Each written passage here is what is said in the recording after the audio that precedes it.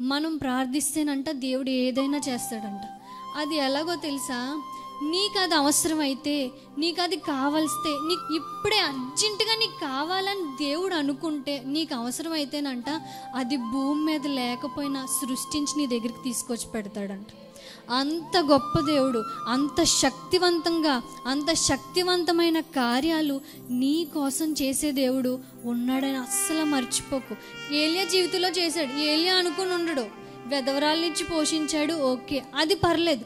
కానీ ఇక్కడ కాకితో పోషించడం ఏంటి?